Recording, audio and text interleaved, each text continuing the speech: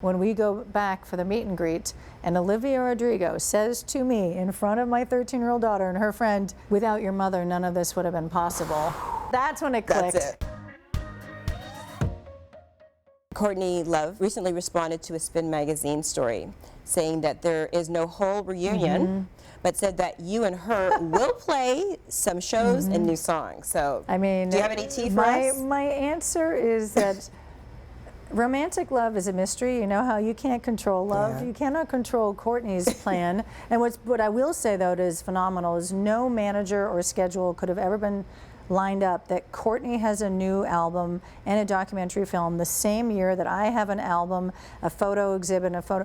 We are, for some reason, both in 2026 having a natural resurrection, both coming out of 15 pretty solid years of behind the scenes, under the radar life, and it is beautiful, and we are there for each other. I sing on her new record. She's so proud of me and my memoir. So we don't know, but it is as mysterious as love. You know, we'll see. But we're definitely cheering each other on, and I did sing on her new record, so that's one step closer. So good, and the synergy is all there. I know. I'm very happy for us. Congratulations on your fabulous memoir. Thank you. Why now to put this all together? It's a layered answer of why now. The micro is I did it for my personal healing, and in many ways the 90s were incredible, and we know that between the music and the culture and the magic of the last analog decade and before this whole digital turnover happened, magic, but there was a lot of, as we know in our music scene especially, a lot of death and difficulty. And so I wanted to go back to celebrate the best parts of my life in the 90s, but also be a credible witness of this hard things that happen between addiction and corporate takeovers of, you know, losing the magic of our alternative scene to mainstream. So that was sort of the big picture, and the little picture mixed with the fact that a quarter of century, which is what it's how long it's been, is enough to have objective distance as well as a cultural understanding of what has happened. How did we get here in culture, in media, in music, in feminism, in alternative mainstream? So it's a cool quarter of a century healthy perspective. My daughter's a teenager and I'm a middle-aged woman, and I just want to I want to figure it out for her. Does your daughter know how cool you are? I mean, some of her friends do. Okay, yeah. Actually, this is a good story that people will appreciate, is that I quit music to be a mother because I didn't want to tour. So she didn't know I was a musician. And I founded an art center, so I was programming and producing shows, and she just knew me as this organizing arts and culture mother. And for her 13th birthday last year, I got her tickets to Olivia Rodrigo, and it was our first big concert we went to. And the managers invited me to meet Olivia after the show and knew I had a 13-year-old daughter. And when we go back for the meet and greet, and Olivia Rodrigo says to me in front of my 13-year-old daughter and her friend, "Without your mother, none of this would have been possible." That's when it clicked. That's it. And I was like, I didn't have to say it. Somebody else has said it, and I'm grateful to Olivia. That's when my daughter's sort of perception of this loving but, you know, annoying mother in terms of like no phones, this reason, that way, but her love of music is so pure. So now we share that, and I am able to discover her generation's music. I also brought her to see Billie Eilish. We met Billie Eilish. Nice. I mean, there's such amazing female talent for our new generation of women to aspire to. Even just there is so much female power in this moment compared to. My book ends, the very end, it ends in 91. 2001 is the end, Y2K, 9/11, but then I fast forward to my daughter and I on the couch watching the Grammys when it's just all women.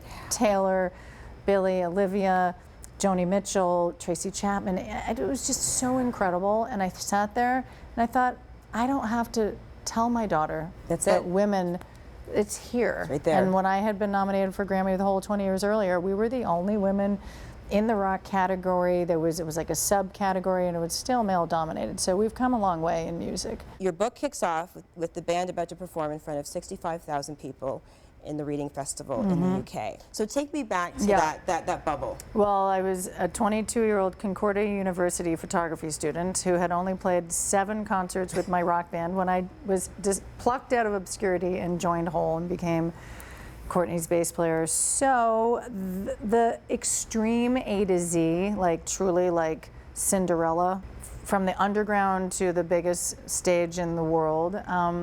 It was so surreal that that my introduction chapter that brings the reader onto that stage with me is called Through the Looking Glass, because there's no other way of describing it. It was just like a fairy tale, both exciting and terrifying. And in terms of what I describe in the book of how I wasn't nervous, because in a way I felt like this is just a different planet. I just sort of have to adjust to a different kind of air. And I just sort of, and also there was no time or space to be nervous when you have to play and deliver under a lot of pressure. The band were suffering from all of this loss. They had a very successful album with Live Through This. They were trying to keep the power of the music. In many ways, the music was keeping them alive because they were all in grief after all the loss. And I just had a duty to perform, and it was on a new planet called Global Grunge Mania. David Lynch, why? It just felt like a fairy tale with some dark edges around the rims. This time in the early stages of your book, I was leaving college, probably starting much music part-time, and I remember the press, the mainstream press, not being very kind to Courtney Love. And you told The Guardian that you watched a society burn a woman at the stake. Can you elaborate more on that sentiment? I mean, I was very aware. Remember, I'm 22 years old, but I had been in art school. My mother was a frontline feminist of the 60s and 70s, so I was innately looking at the feminist arc of history, hundreds of years, but also our generation and us being third waves of feminism after my mother's incredible independent movement. She was a single mother, and she raised me with a real clarity, like, men are not going to define who you are. You have to define who you are. And so I watched, horrified to see, everything that, because Courtney was outspoken, because she used foul language, because she was not polite, because she was wild and crazy, and yes, difficult and angry. But a genius. And a genius, and a lot of her genius and the proper credit she deserves as a feminist of her time. Those anthems, Miss World, Doll Parts, she knew exactly, and she was completely burned based on a misogynist society who was also having special preference over her husband, who left her and her daughter, left a daughter and a woman alone, and he somehow came out as the hero, and she was demonized, even blamed for his death. I mean, it was very clear while it was happening what I was seeing, which was a sexist double standard. What male rock stars didn't do crazy things?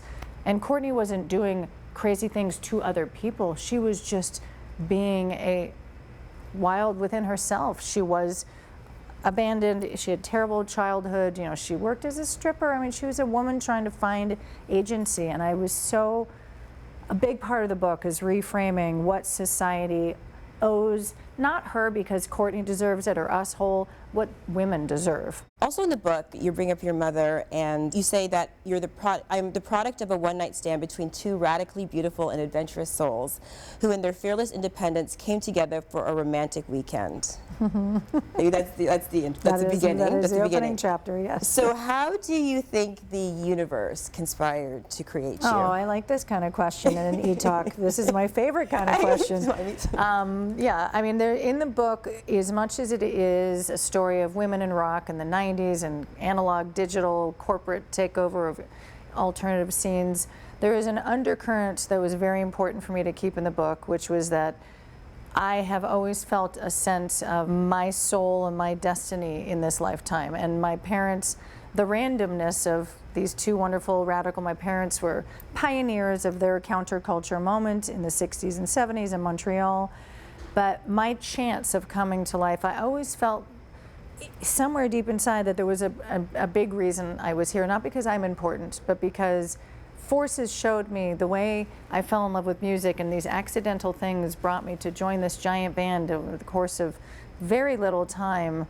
And I had dreams that predicted a lot of these things. So I sounded, and I probably still do now, but I've learned, and in my book, I'm very careful to not alienate people who might think that dreams or mysticism or new age theories of destiny and fate I don't want to alienate people who are more here and now, because my parents were quite here and now political activists, but I've always felt that there was a bigger force beyond me that channeled through music, that connected me to my generation's music for a bigger than me reason. You also share about for the first time about your father's passing. So, that must have been very difficult, but why was that important for you to share? Yeah, I mean, my father, he died very young. He did struggle from addiction. He was, that's also why all the years in the band with all the addiction and heroin addiction in the 90s bands, I was adapted to someone who struggled with that kind of love of life, but also inner demons that my father must have been dealing with, which what led him to die at 55 from smoking and drinking. And he was a man of the people, a very well-known person in Montreal. And it's taken me this long to speak openly about the way in which he chose to die versus, he had terminal cancer, but it's new for me to be talking about it because our society does not deal with death in a very honest or open-hearted way. I know a lot of political things happening in Canada around assisted death and made, exactly, and it is a big turning point. I didn't know how to process my father's choices because losing a parent is hard enough, and then when there is no system or healthy relationship to death, which is what a lot of our society is lacking, unless you have a strong spiritual, religious lineage, you're kind of left alone in the world of death in this modern age. And so a lot of the book is devoted to not only my father's fearless life of a politician and a journalist, was the way he chose to die, reflected his self-respect, but also a scary thing for a daughter who was young, who had to support her father in leaving before he had to. And it was really, grief is a beast. Anyone who's lost anyone knows it can catch up. 20 years later, you start looking at it, because sometimes you can't look at the painful things. A lot of traumatic things in our lives, it takes us decades. And so writing this book was not only for women and for rock, but it was for my own personal family legacy, to unpack the ongoing grief of my father's death, so that my daughter doesn't have to inherit any of my unfinished business. I think that we have a responsibility to our children to really work through, and I highly recommend writing a memoir. It really helped. It really helped. I'm going to jump around a little bit. Yep. You met Billy Corgan in 1991. Does he still call you Melissa from Montreal? He does. I just did his podcast. It just aired, and it was very sweet, as Billy Corgan is my mentor.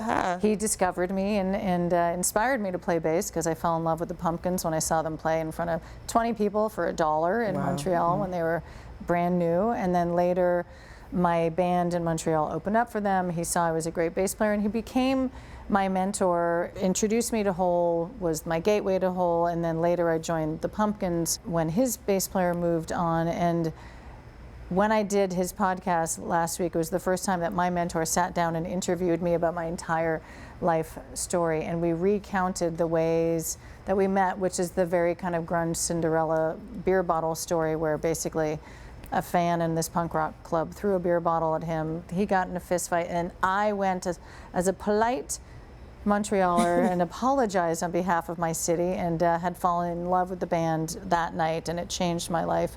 And yes, he still calls me Melissa from Montreal, because that's how I presented myself, as a polite audience member apologizing for the broken beer bottle. I'm just gonna do a quick little word association. Okay. Oh, okay. Cool. I So like these. Yes. when I say these names, so whatever comes to mind, it could be a word, a sentence, a memory. Okay. Drew Barrymore. Flower Power, happy reunion last week on the Drew Show. So good. Dave Grohl. Ex-boyfriend, best drummer in the world. Nice. Kurt Cobain. Fallen angel, zeitgeist superhero, tragic. Billy Corgan. Shredder, poet, fellow Pisces, St. Patrick's Day, soulmate. Courtney Love. Wild warrior goddess, sister to my sensitive soul. That's why I'm Virgo, Pisces. Oh yeah, Pisces, We're opposites. right directly opposite.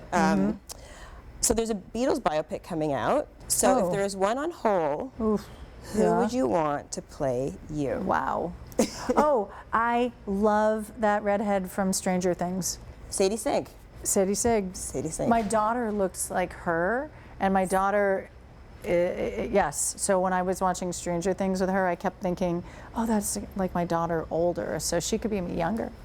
I feel like we've just manifested something right there. Congratulations. Thank you so much. I could chat with Pleasure. you for 2 hours I'm about grateful this, for the but, range of dialogue. Thank you.